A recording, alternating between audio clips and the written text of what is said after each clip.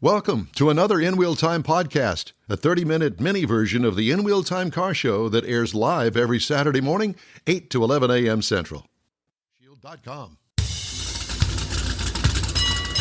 From Hovis's Hemming Hideout in Brookshire, Texas, podcasting and streaming around the globe, it's the In Wheel Time Car Talk Show.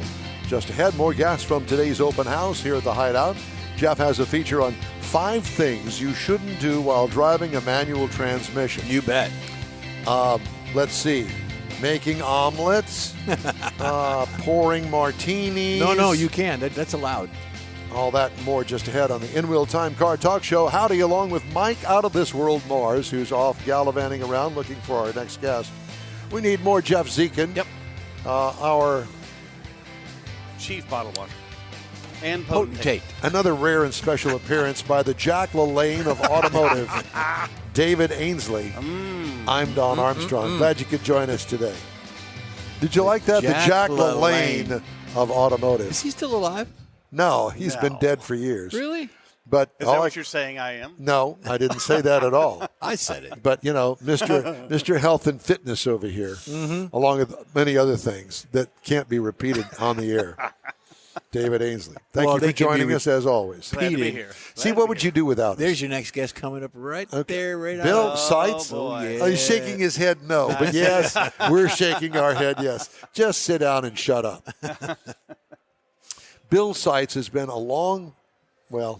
he may not consider me. Sit here. He may not consider me a friend, but I consider him a friend. I met he and his wife in 1977. I take that back. It was 78. And the reason I say that is because I took delivery on the 77 Corvette in October. Then I ordered it in July. So it took me a while to think, okay, well, I got a Corvette. Ooh, Corvette Club.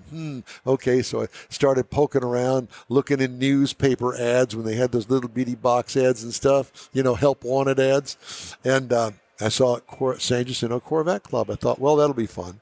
So I go to those boring open meetings. Could the secretary please read the minutes? Yeah, let me just go ahead and curl up and die on the floor with the minutes. It's like some sort of high school play. Anyway, so right out of the box, here comes Sharon and Bill. Hi, we're Sharon and Bill Seitz. Welcome to the Corvette Club. I think was Sharon the president? He needs his microphone on, David. He's on Mike's mic. He's on Mike's mic. Has Mike turned it now? Just hold on. Go over there and turn the damn thing on, would you? Mike and his Mike has got all sorts. There you go. Okay. Is that on now? I think it's on now, yeah. Can you hear me now? I feel much better. So was Sharon president of the San Jacinto Corvette Club in 78? She wasn't involved in the San Jacinto Club. Who was? Well, were you the president? No. Who was the president? No, I don't want to know. That was 100 years ago. I don't have a clue. In 78, wasn't that that was Lyndon Johnson? Well, it wasn't quite that old, but at any rate, so I don't know whether y'all were the welcoming committee or whatever, but you two came up to me and said, hi, we're Bill and Sharon. Welcome to the club. You a member? No? Great. Well, we're going to cost you $25 for join. I just came to visit. Oh, okay, sit down. So I sat down, and that was the beginning of what we've come to today. Yep. And I'm so sorry. My apologies. It wasn't long after that we kind of broke off from San Jacinto. Well, as a matter of fact, I mentioned that. I don't know whether you heard that or not, but yes, because if memory serves me, and I know you'll correct me if I'm wrong, but San Jacinto at the time, there were a lot of racers in there. Yeah. A lot of guys, the hot rodders and all that stuff. And we were more of the show car sissies. We didn't really have cruise-ins back then, I recall. Not a lot. But we had, in the park car shows on the weekend, on a Saturday or a Sunday. And so we kind of got together with that stuff. Yep. And we started our own club because they didn't want to do all of the car shows that we wanted to do. We wanted to compete on another level. You saw how that worked out. Ours has been gone for a long time, and San Jacinto's still hanging in there. Yeah, they are. But that's okay. But it was fun. It was fun. It was an experience, that for sure. The snowy trip up to Oklahoma City. Oh, my God, yes. I will never forget that. On the back of an open car carrier. That helped a lot. Oh, it helped great big because your car's kind of tilted up. So all of the dirty snow and water goes all up underneath all of that hard work that you spent months cleaning to be perfect in every way, all ruined and trashed. And it took days, never, ever got it clean after that. So I'm telling you, dude, I don't ever want to have that experience again in my life. You see how gray our hair is? No, I didn't notice that. That's because of that trip. That turned it gray. That's what did it. That's what did it. Yeah, it did. But anyway, so we have history. What are you working on now? Artwork. Anything? Just my artwork. Yeah. Not working on the cars anymore. Getting down there and getting back up is not working out real well. So you got something Hello? you're going to put in here in the near future? Or? No, I'm just doing illustrations for different folks and Gotcha. different car clubs Yeah. and things like that. And I mentioned that. I don't know whether you were privy to that when I announced that to the world. But while John was doing his thing, I said for everybody to be sure and look at the artwork that's on the walls and the centerpiece out there under the cupola. And that's my friend Bill Seitz. And he did all of that. Very talented guy, very wonderful artist. And so I kind of pumped you up. And I didn't really mean it. That was good. I couldn't find the line that was waiting to meet me, but I'm sure that there were some folks over there. Maybe. He couldn't find the line of the people that were waiting to meet him. Yeah. Yeah, I he got just it. missed it. He I just got passed it. No, it I know by. what it is. Yeah. Yeah, there's that. The story of my life. Yes, I'm familiar with that. He was in the wrong line. That's what it was. Yeah. There you go. Again. So, well, that's good that you're still doing your artwork. Do you advertise that you do artwork? No, but I need to get back into that and do that. I'm branching out, too. I'm starting to do some aircraft as well as automobiles. Really? Oh. Yeah. I have a connection. Really? I might talk to you about that. Yeah, I have an aircraft connection. I was on an air crew in the Navy, so the 3 aircraft that I flew on, I've illustrated those. I think they're over there. Really? You ought to take a look. Where are they? I will. Right in my display that you probably walk right by. And I do stop. didn't know that you had a display. Yeah, they're right there in the wall. Yeah, he's not advertising. He just has a display over there. Okay. Well, I'll have to remember that. You'll have to take me by the hand over there because clearly my eyesight is failing me. Been there, done that. Well, you know how that goes. That's the second time that goes. Use GPS. The second thing that goes. Thank you, Mars. You know, I'm back. He's Did you, back. did you find anybody? Yes. Good man. Yeah. So Bill helped build this. And I guess you would call it the construction supervisor. What title would you put on that? Because it was kind of like a do-all. I was the project coordinator. that'll work. I built There you go. nothing, but I kind of coordinated the folks that had Put the that talent over to build it. there. So in lift other that words, barge, you had like tote the that bale. concrete guy come on one day. We had a project. We had a construction superintendent and construction manager that actually worked closely with the subcontractors, but somebody kind of had to keep it all coordinated. And Well, all that I'll stuff. never forget, I ran into you and you said, listen, when this thing is built, you've got to come out and see this thing. Did he have a name for it back then? We were still making lists. Yeah. Everybody kind of threw in a name or two to see what. It's gonna So what are some of those names? Obviously, this one won, but I don't recall. I can't even recall the one that I put in, which did not win. But Hemi Hideout, and I don't know who put that in, but it just seemed to fit. And Yeah, it does. clicked. Yeah, it does. It's very good. But when did John hire you to start your position and help build this thing? It's about 2010. 2010. So 14 years ago. Thank you. Yes. That, right? And We spent 2.5 years building it, and then what took so damn long? Were you part of the highway crew that is trying to fix You're it out running here this in front? show? it was a project coordinator. It was the project coordinator that did it. That's what drug it all down. How long did it take to build this? About 2.5 years total from the time we put the flags in the ground marking the spot until we finished paving out by the main gate and opened it. Oh, so you did the paving too out from the main John gate? had all that done. We actually used the dirt coming in here instead of the broken up blacktop that was for the main road. Gotcha. And fortunately, that was the year 2011, I think we had the big drought for like a year or two, Yes. which was a blessing for this place because we had no downtime.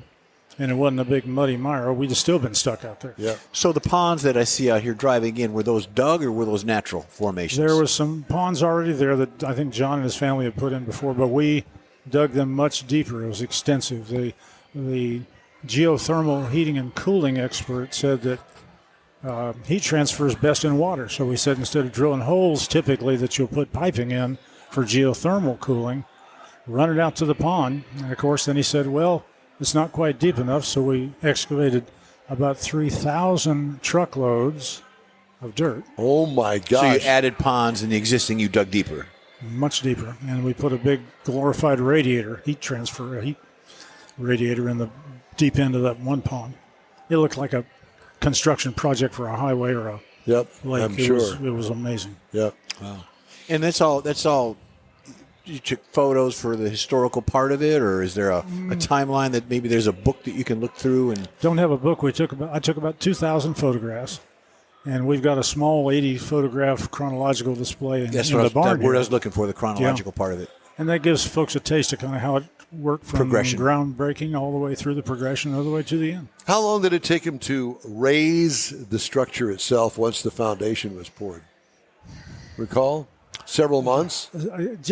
Relatively quick, a couple months. There was a team of about 5 or 6 guys that do this.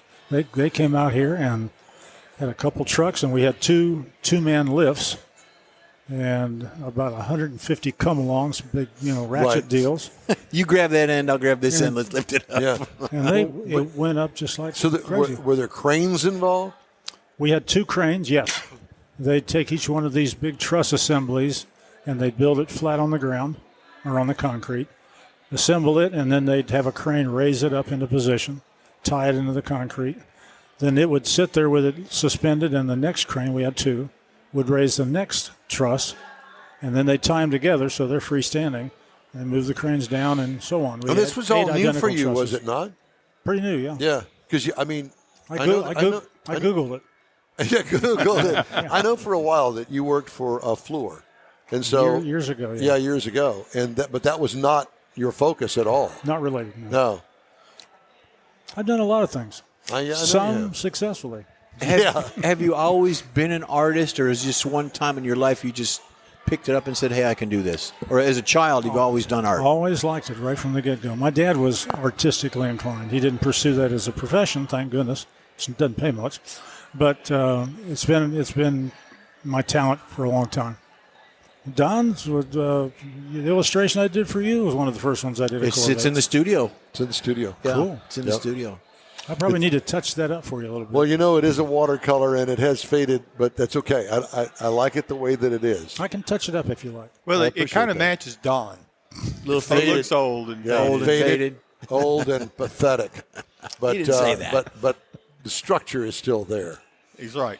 Like frame. I said, I can It's a good touch that frame. up. If Solid frame. You can. Yeah, I know you can. But I will tell you this. I told the story about the Pontiac Sunfire. Bird.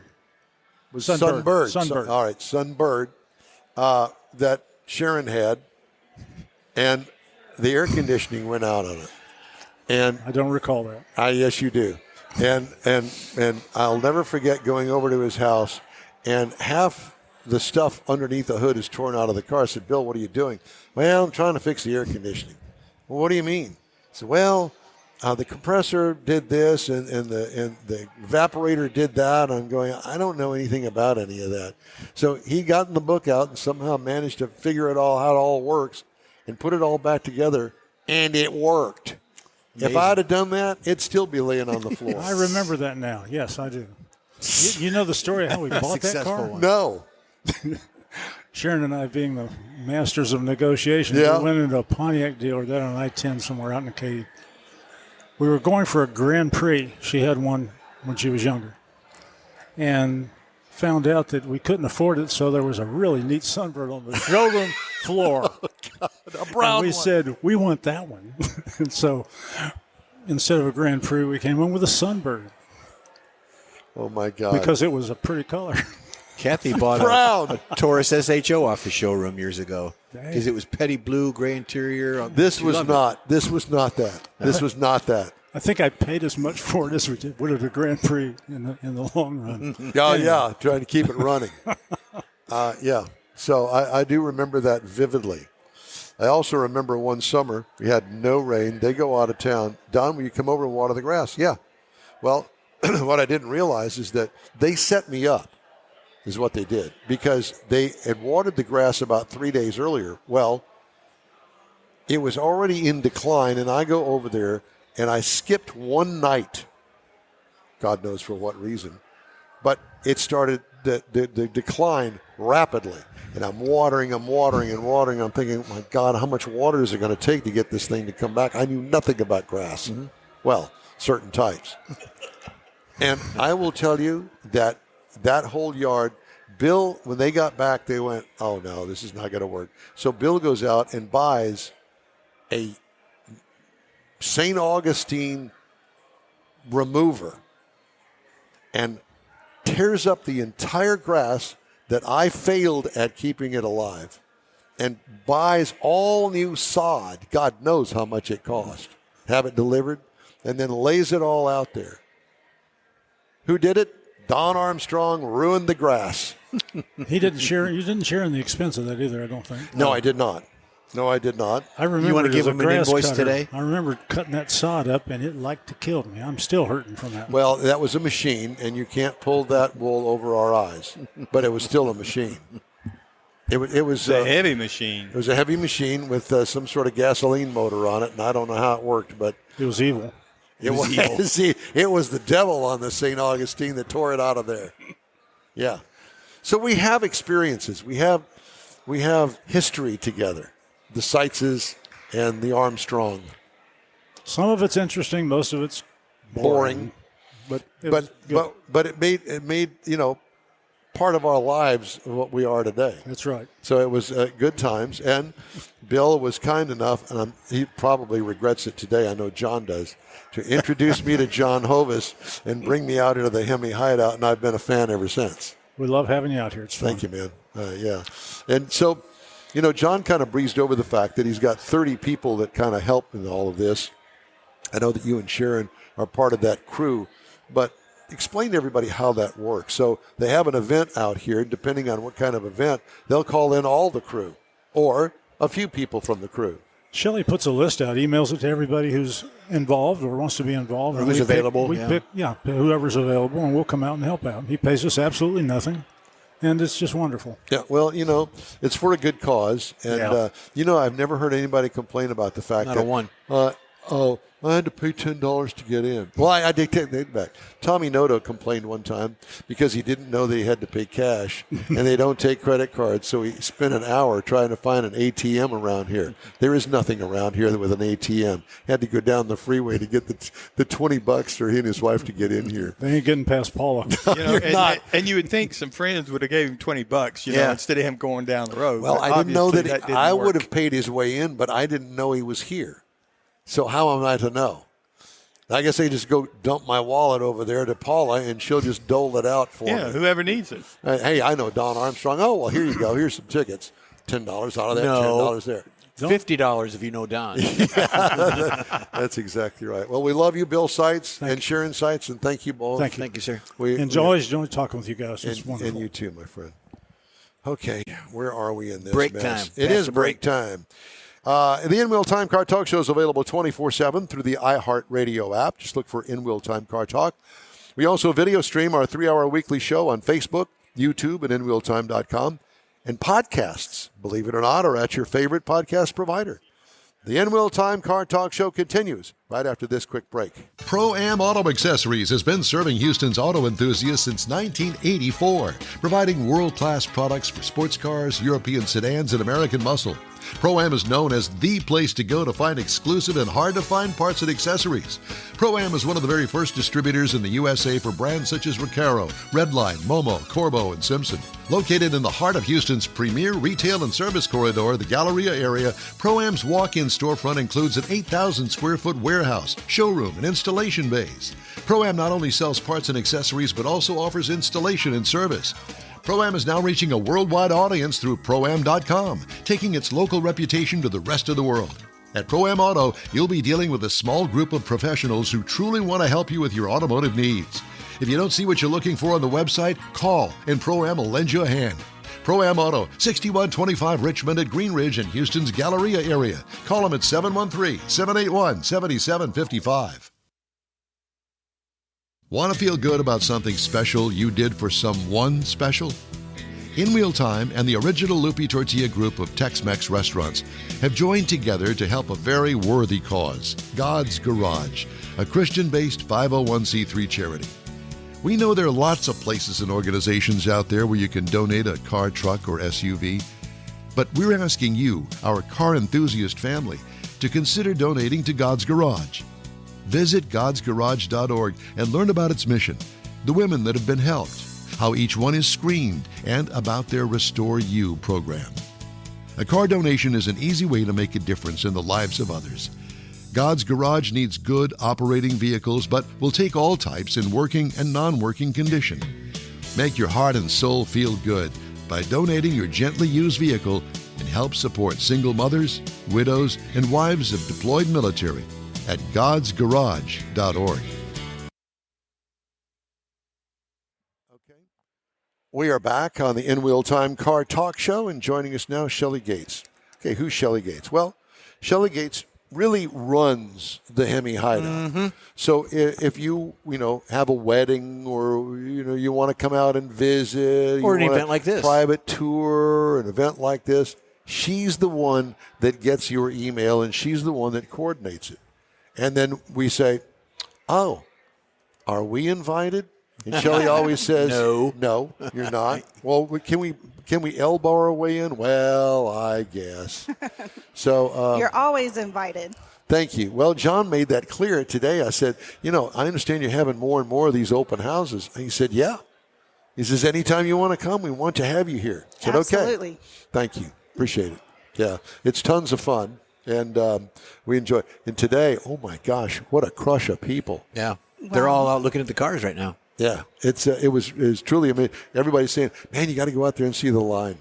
How can I see the line? I'm on the air. I can't go see the line. Yes, there was 170 Corvettes that we counted, and I counted 12 Vipers, but someone said 14. So okay, 12, 14, whatever. Yeah, and other cars as well, because I know there's some hot rods that were They're in the so back. fast they got by you. Oh, right. They did not get by Paula. I can promise you Paula. that. No. Got by Shelley. So, how are things going out here? Well, this month, February, has been just as busy as our Decembers. Typically, Decembers are busy. I know. And what's month. up with that? I don't know. It's good for us. Well, I know. It keeps everything busy. And the other thing is, every time I come here, the cars have moved around. I did move a couple on you. You asked if they were new. I just put them in a different spot. I see. Well, because I wasn't used to sitting in. Do you actually rearrange these cars yourself? Well, the guys that work here on the property, they help me move stuff like that. Gotcha. You coordinate, put that one there, move this one here, Yes. and they do all that? Mm-hmm. Yeah. I want to be that guy. Right. Yeah, I know. It's a lot of fun. Yeah. It seems like every event that you have here, you kind of rearrange stuff depending on the event. Tables, no tables, some tables, not as many tables, that kind of stuff. Right. You have to, and you want it to look a little different when you come, Yeah, I especially guess. for repeat But, visitors. the other thing is that people don't realize that, like, for instance, the Bulldog sign, I saw all the postings on Facebook about raising the Bulldog. That was huge. That was, Yes. how many days did that take? Oh, just a couple, because Bill Prokopic, who does the restoration, he's very organized, and so he made sure to have a plan before he implemented it. And so it was actually pretty quick once he got started. Well, he had to finish building it on the ground first Right. with those dimensions and then coordinate to put it up. So. Right. He made a template and put the template up there to make sure that the Bulldog would fit. I remember that. Yeah. And so it was a process, but he hung it pretty quickly. It's amazing because, the first time I came out here, there were a few signs, but nothing like this. Nothing. Right. But even back then, people thought it was full. I know. It looked full, but it wasn't. It's not full now. You got more space. No, There's I'm a spot over there. I'm seeing a hole right up there. here. Come on now. Yeah, we could always find lots of stuff. But in the meantime, all of this stuff has gone in here over the past 15 years, something like that.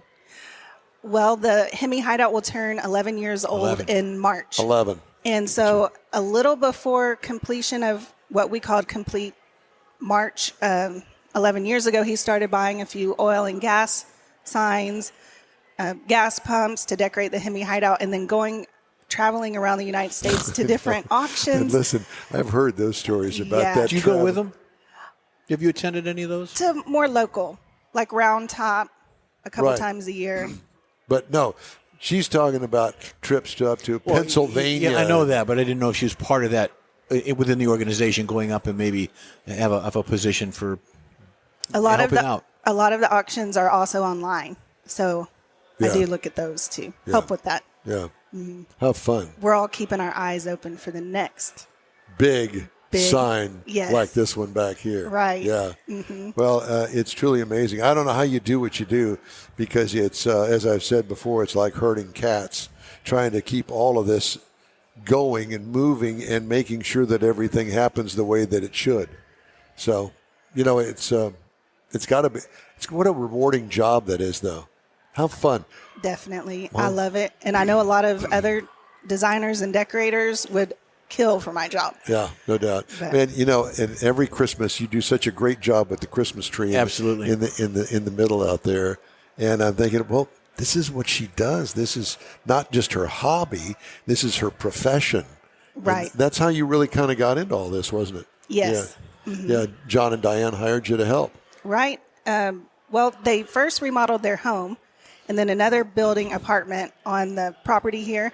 And then John laid out the plans of the Hemi Hideout. Of course, it was smaller. It wasn't this, 5 stories tall with patios. And I said, I'm a residential. I do homes. And he goes, it's my garage. I want you to help me with it. Big garage. You know anybody that's got a garage like this? John. John, yeah. Yeah. Yeah, he goes, I'm a part of some different car clubs. I want a place to come and hang out. In Texas here, it's really hot at times. So I want a place to escape the heat. So I need a kitchen. We might want to do some pancakes in the morning. I can go for a pancake right now. Yeah, that's it.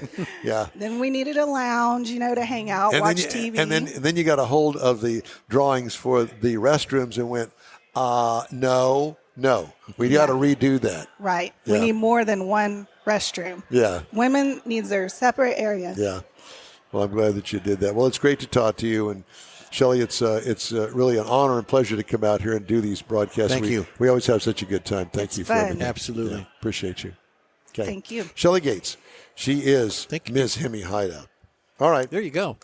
Today's In Wheel Time Car Show is sponsored by the group of original Lupi Tortilla restaurants in Houston, Beaumont, and College Station, Gulf Coast Auto Shield, and Pro-Am Auto Accessories. We'll continue the In Wheel Time Car Talk Show right after this quick break. The original group of Lupi Tortilla restaurants will have you telling your family and friends just what the original recipes mean when it comes to the best fajitas in Southeast Texas. Founder Stan Holt invites you to visit the original Lupi Tortilla near I-10 and Highway 6. Here's the original house that inspired the design of all the rest and the original charm that helped make Lupi Tortilla the go-to destination for Houston Tex-Mex. Speaking of original, nothing can compete with the original lime pepper marinade that everyone will agree makes Lupi Tortilla award-winning beef fajitas the best anywhere. Lupi Tortilla Katy is another location that gives you the same quality and service Houstonians have come to expect at Lupi's. It's located just off I-10 and the Grand Parkway at Kingsland Boulevard in Katy. Find yourself in Aggie Land? Head to the Lupi Tortilla in College Station, located just around the corner from Kyle Field. It's a great place to enjoy those famous frozen margaritas before or after the game. Headed east to Louisiana, stop in at the Lupi Tortilla in Beaumont. It too's on I-10. You can't miss it. The original group of Lupi Tortilla restaurants invites you in for the best Tex-Mex anywhere. You own a car you love. Well, why not let Gulf Coast Auto Shield protect it? Houstonian John Gray invites you to his state-of-the-art facility to introduce you to his specialist team of auto enthusiasts. We promise you'll be impressed. Whether you're looking to massage your original paint to a like-new appearance, apply a ceramic coating, install a paint protection film, nano-ceramic window tint, or new windshield protection called ExoShield, Gulf Coast Auto Shield is where Houston's car people go. Curbed your wheels? Instead of buying new, why not have them repaired? How about a professionally installed radar detector? Gulf Coast Auto Shield does that too. Get a peek inside the shop and look at the services offered by getting online and heading to gcautoshield.com. Better yet, stop by their facility at 11275 South Sam Houston Tollway, just south of the Southwest Freeway, and get a personal tour. Gulf Coast Auto Shield is your place to go for all things exterior. Call them today, 832-930-5655 or gcautoshield.com. That's it for this podcast episode of the In Wheel Time Car Show. I'm Don Armstrong, inviting you to join us for our live show every Saturday morning, 8 to 11 a.m. Central on Facebook, YouTube, Twitch, and our InWheelTime.com website. Podcasts are available on Apple Podcasts, Spotify, Stitcher, iHeart Podcast, Podcast Addict, TuneIn, Pandora, and Amazon Music. Keep listening, and we'll see you soon.